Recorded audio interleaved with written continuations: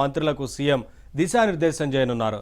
Skill development కేసులో ప్రతిపక్ష నేత చంద్రబాబు అరెస్టు తర్వాత జరుగుతున్న సమావేశాలివి.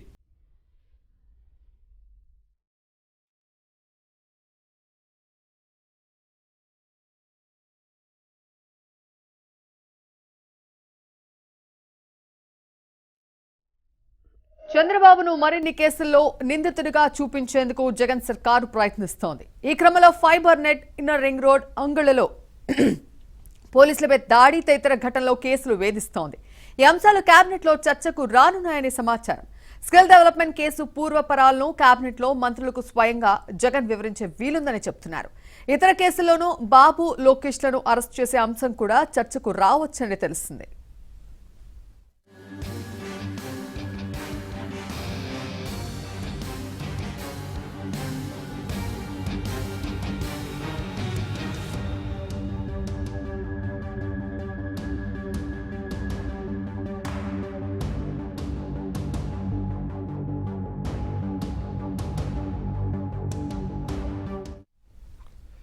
అలాగే అసెంబ్లీ ఆమోదం కోసం ప్రవేశపెట్టనున్న బిల్లులను రాష్ట్ర మంత్రివర్గం ఆమోదిస్తుంది. సమావేశాలు 5 రోజుల పాటు జరుగుతాయని అధికార పక్షం తెలిపింది. చంద్రబాబు అరెస్టు, గత ప్రభుత్వ హయాంలో జరిగిన స్కామ్లను వివరించడానికే ఈ సమావేశాలు పరిమితం అవుతాయని వైసీపీ ప్రజా ప్రతినిధి ఒకరు వివరించారు.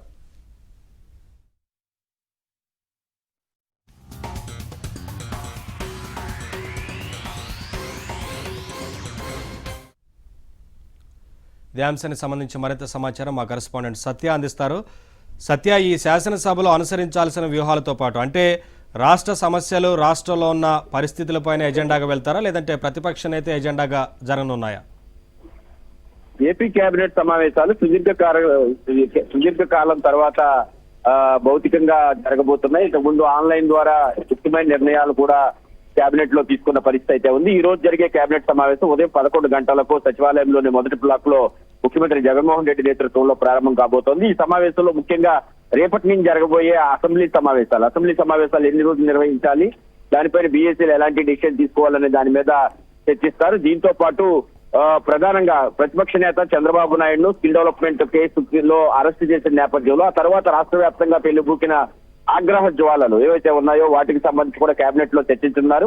చాలా మంది మంత్రులు చంద్రబాబును అరెస్ట్ చేయడం ఇది సరైన సమయం కాదు, ఇది రాజకీయంగా ఇబ్బంది కలిగించే అంశం అని అంతర్గతంగా చర్చించుకుంటున్న నేపథ్యంలో ముఖ్యమంత్రి ఎందుకు అరెస్ట్ చేయాల్సి వచ్చింది చంద్రబాబును అనే విషయం పైన మంత్రులకు వివరణ ఇచ్చి దాంతో పాటు భవిష్యత్తులో ఈ కేసులకు సంబంధించి మరిన్ని అరెస్టులు ఉంటాయని చెప్పే అవకాశం ఉంది. దీనికి సంబంధించి అధికారులతో సమావేశం పూర్తయిన తర్వాత ప్రత్యేకంగా మంత్రులతో సమావేశంలో ఈ అంశాలు ప్రస్తావించే అవకాశం ఉంది. అటు అసెంబ్లీ సమావేశాల్లో సైతం చంద్రబాబుకు అదేవిధంగా ఇతర గత కేబినెట్ లో తీసుకున్న నిర్ణయాలకు సంబంధించి, కేసులకు సంబంధించి ప్రధానంగా చర్చించే అంశం పైన చర్చించున్నట్టుగా తెలుస్తోంది. దీనికి సంబంధించి ఎన్ని రోజులు అసెంబ్లీ సమావేశాలు నిర్వహించాలి, ఏ రోజు ఏ అంశాలను టేకప్ చేయాలనే దాని మీద కూడా చర్చించడంతో పాటు రేపు జరిగే బీఏసీ సమావేశంలో దీనిపై నిర్ణయం తీసుకుందామని ముఖ్యమంత్రి సూచించే అవకాశం ఉంది. దీంతో పాటు అసెంబ్లీలో ప్రవేశపెట్టే పలు బిల్లులు, కీలక బిల్లులకు సంబంధించి కూడా ఈ రోజు కేబినెట్ ఆమోద ముద్ర వేసే అవకాశం ఉంది.